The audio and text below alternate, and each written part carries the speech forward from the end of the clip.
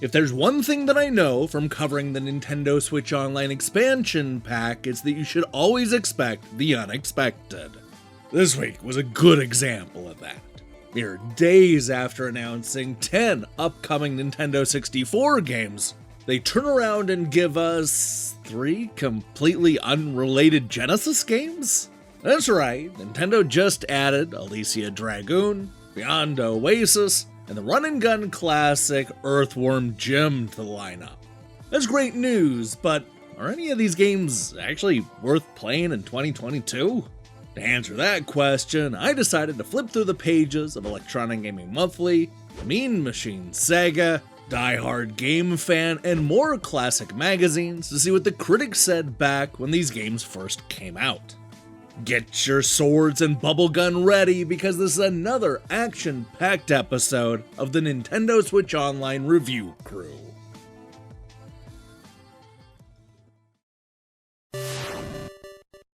Years before cementing their legacy with classic role-playing games like Lunar and Grandia, Game Arts invited players to a completely different fantasy world where a hero named Alisia used magic and a friendly dragon to fight against evil.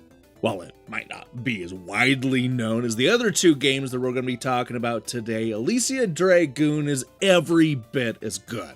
This is one of those cool hidden gems that's just bursting with style and finds a lot of clever ways to steer the action-adventure genre in a new direction. I'm a big fan of this game, but you don't have to take my word for it because the critics also loved Alisia Dragoon. GamePro gave the side-scroller a perfect 5 out of 5, calling it one monster party that Genesis players won't want to miss. It's loaded with all the good things you want. You can expect handsome graphics, responsive game control, and thumb-burning challenge. Go ahead, behave like a monster. Alisia will love you for it. Die Hard Game Fan agreed, with all 4 critics giving the game high marks. God, I love this game, starts Sergeant Gamer. When I was feeling the blues, looking for good Genesis software, this was there for me. Alisia. Your shooting and platforming action, diagonal scrolls, and uncanny sense of style brought me back to the Genesis at a time when I was considering leaving it. Tom Slick went even higher, calling Alisia Dragoon one of his favorite games.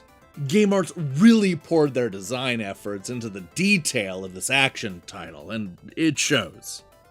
Across the pond, Alisia received mostly positive scores from the Sega-themed magazines. Machines Sega, for example, gave it an impressive 87%, while it received a very similar 85% from Sega Pro. The lowest score came from Sega Force, who gave it a 72%. Chris loved the quality graphics and animated sprites, but complained about the gameplay. The controls are a doddle to pick up. The game looks and sounds good, but the gameplay stinks. Too much repetitive action leaves you yawning as early as the end of the first level. Despite that negative take, most critics agree that Alisia Dragoon is a fun fantasy action game that's worth a download.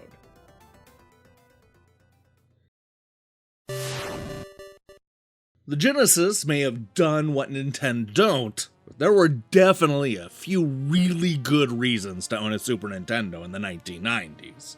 One of them was The Legend of Zelda: A Link to the Past, which was easily one of the very best adventure games of the 16-bit era. Genesis owners wanting a taste of Link's adventure had a few different options, including Landstalker, Crusaders of Senti, and my personal favorite, Beyond Oasis, which was brought to us by Yuzo Koshiro, the guy who composed most of the best video game music to come out of the 90s. Released in 1995, this colorful Zelda wannabe looked great on the Genesis and was a lot deeper than anybody expected. For the most part, critics loved this overhead adventure. Die Hard Game Fan's Nick Rocks called it a true adventure game masterpiece in the same vein as Zelda and Landstalker. Everything, well, nearly everything, was handled perfectly, from the intricate puzzles to the fantastic artwork and special effects. His only real complaint was the music, prompting him to conclude that Yuzo must be going deaf. Fellow game fan Skid loved the blending of action and role-playing.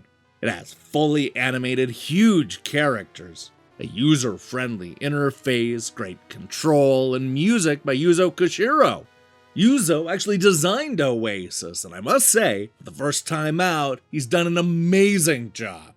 You saw similar praise coming out of Europe when Machines Sega gave it a 93%, making it one of the magazine's best-reviewed adventure games.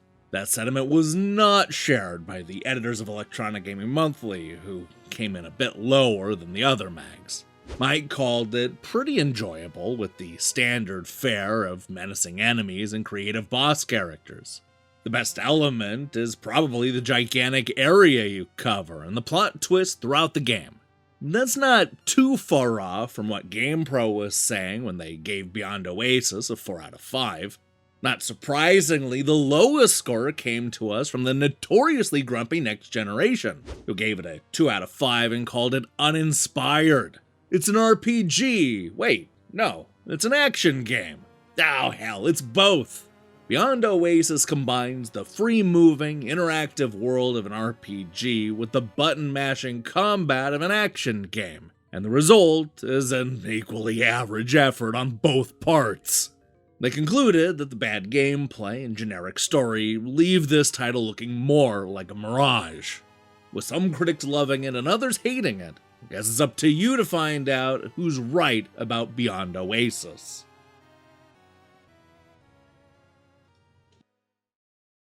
This is the story of Earthworm Jim video game. In outer space, a sweet evil cyborg lost a green cyberspace suit while it smooshes. Bring that slimy Earthworm Jim, and blammo, he becomes a superpowered hero. He takes out that precious dog. Then that stupid worm goes onto the planet Heck. He even tries mucus Spongy jumping, and if that doesn't stop him, maybe the battle with Queen festering sweaty slug for a butt will. Earthworm Jim from Playmates.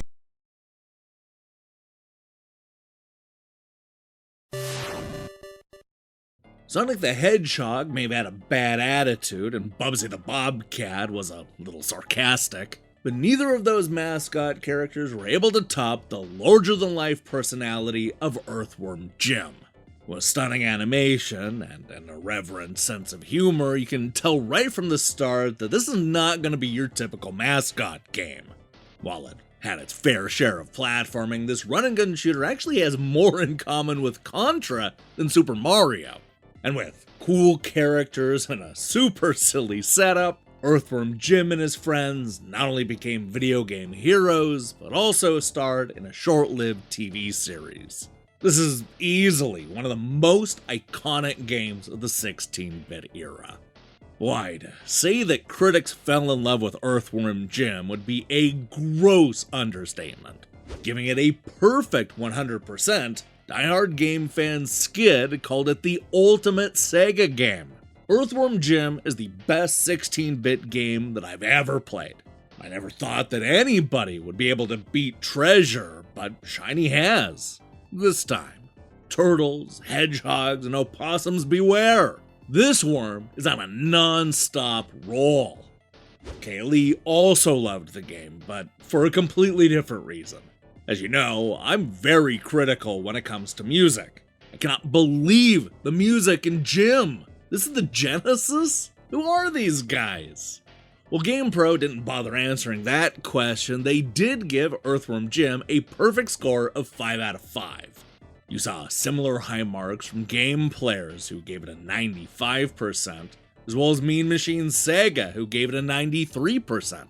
Next Generation scored the game a little lower with a 4 out of 5, calling it a slick 16-bit platform game. Anyone looking for anything revolutionary will be disappointed. There's nothing strictly new here, but it's a whole lot of fun, and that's what counts. Over at Electronic Gaming Monthly, Earthworm Jim narrowly missed out on being the game of the month, beaten only by Final Fantasy III. It was Sushi X who was responsible for keeping the game out of the top spot. He gave it an 8 out of 10 and really didn't have a whole lot of bad to say about it. Just the animations of the character alone are incredible enough for anyone to be drawn in like a moth to a flame. Ed agreed, saying that this game kicks ass in every way, shape, and form. Earthworm Jim is simply the coolest character to arrive in a long time. And now that he's free with the Nintendo Switch Online expansion pack, you have no excuses for not revisiting this 16-bit classic.